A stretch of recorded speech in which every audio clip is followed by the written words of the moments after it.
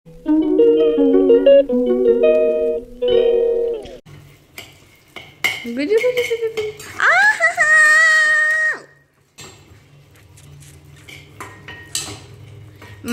जल की राणी।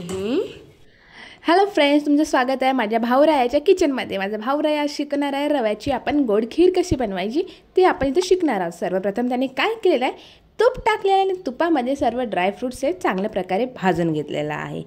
पुन्हा एकदा आपण तूप घेतले आहे आणि तुपामध्ये आपण आता रवा भाजून घेणार आहोत। रव्याचा कलर तुम्हाला चेंज होतपर्यंत रवा भाजून घ्यायचा आहे। तुम्ही काही वेळानंतर बघू शकता इथे आपल्याला रवा चांगल्या प्रकारे भाजून झालेला आहे। तुम्हाला इथे दिसत असणार की कलरसुद्धा आपल्या रव्याचा चेंज झालेला आहे।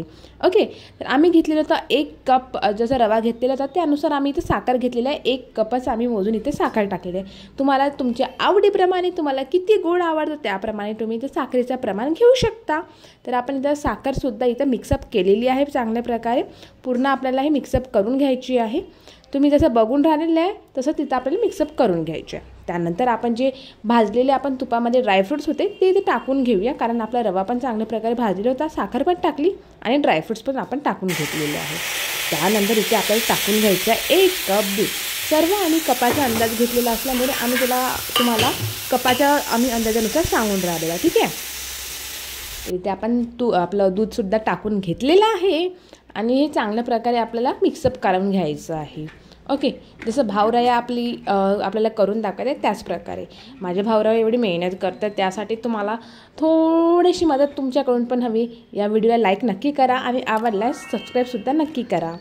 ओके, तर तुम्हाला या प्रकारे पूर्ण आपल्याला जसं सांगून राहिलेलं आहे बघा, तुम्हाला हे कमी फ्लेमवरच पूर्ण करायचं आहे, कारण एकदम तुम्ही जास्त फ्लेम करून घ्याल तर ते कसं म्हणजे खाली जे आपलं गंजाला वगैरे खाली लागून जाईल पूर्ण, है ना। म्हणून त्यामुळे तुम्हाला हे कमी फ्लेमवरच करून घ्यायचं आहे आणि पूर्ण दूध आटून घेतपर्यंत तुम्हाला असं ढवळत राहायचं आहे। आणि जसं तुम्ही इथं बघू शकता व्हिडिओमध्ये या प्रकारे तुम्हाला काहीतरी फायनल रिझल्ट मिळणार। तेही आता आम्ही फ्लेम बंद केलेली नाही आहे, कमीच फ्लेमवर आहे, पूर्णपैकी त्याला शिजू देणार आहोत। ओके,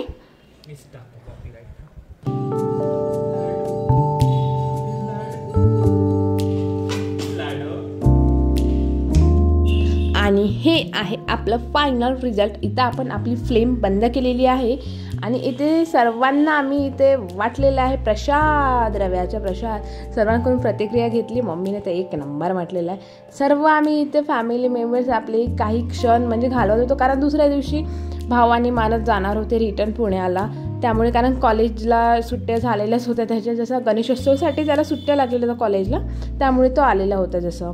तर इथे खूप छान प्रकारे प्रतिसाद मिळाला, रवा 1 नंबर। नेक्स्ट डे सकाळी सकाळी आम्ही आलेलो आहोत बस स्टँडवर। इथे मम्मीला नाश्ता दिला आहे पप्पांनी, कारण घरून घाई झाली होती त्यामुळे काही वेळ मिळाली नाही, त्यांना आम्ही सोडायला आलेलो आहोत। Bye bye. वॉच वगैरे आणली होती का? घड्याळ बिड्याळ काही नाही। Bye bye.